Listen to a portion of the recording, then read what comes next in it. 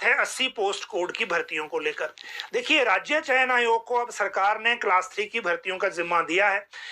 वहां पर दो तरह के इशू अभी चल रहे हैं। एक तो सीडैक के साथ इन्होंने एमओयू करना है, जो सीबीटी के लिए, कंप्यूटर बेस्ड टेस्ट के लिए, और उसके लिए एक ड्राफ्ट बनाकर राज्य सरकार को भेज दिया है राज्य चयन आयोग ने, ताकि वो सीबीटी को लेकर जो भी उसमें होना है वो फैसला ले सकें, और वो फैसला होने के बाद फिर सीडैक अगला जो प्रक्रिया है उसको शुरू कर सके। पर कैंडिडेट फीस क्या होगी, नोट्स कितने अवेलेबल होंगे, क्योंकि अगर आवेदन ज्यादा हुए तो फिर कितने दिन परीक्षा लेनी होगी, ये कई चीजें उसमें हैं।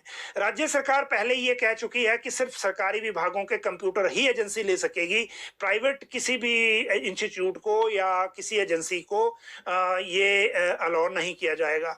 दूसरी तरफ जो एमओयू ड्राफ्ट भेजा है आरसीए ने, वो अब राज्य सरकार के स्तर पे वेट हो रहा है, लॉ डिपार्टमेंट में गया है, वहां से वेटिंग के बाद फिर इसको फाइनल किया जाएगा। लेकिन 2022 में जो विज्ञापित पद थे 1423, 1423 पद 80 पोस्ट कोड में, जिनको लेकर राज्य चयन आयोग ने सभी विभागों को लिस्ट वापस भेजी थी ताकि वो रिक्वेजिशन को वेरीफाई कर सकें, रीवेरीफाई कर सकें।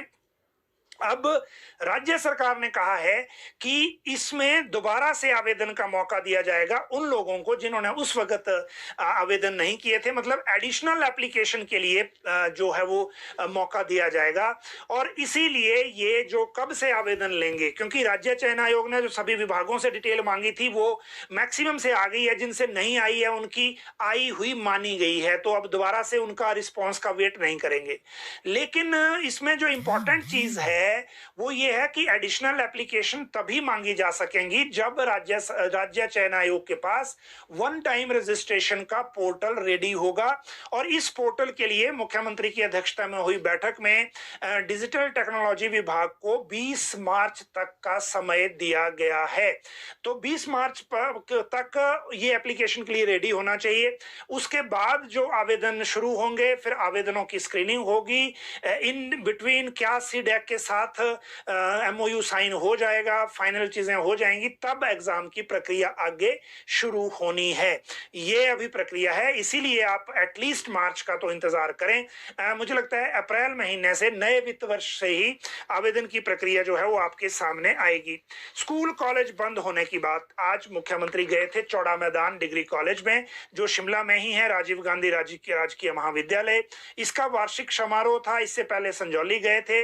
वहां मुख्यमंत्री ने ये कहा कि सुधार के लिए, व्यवस्था में सुधार के लिए, शिक्षा विभाग में भी सुधार के लिए फैसले लेने पड़ रहे हैं।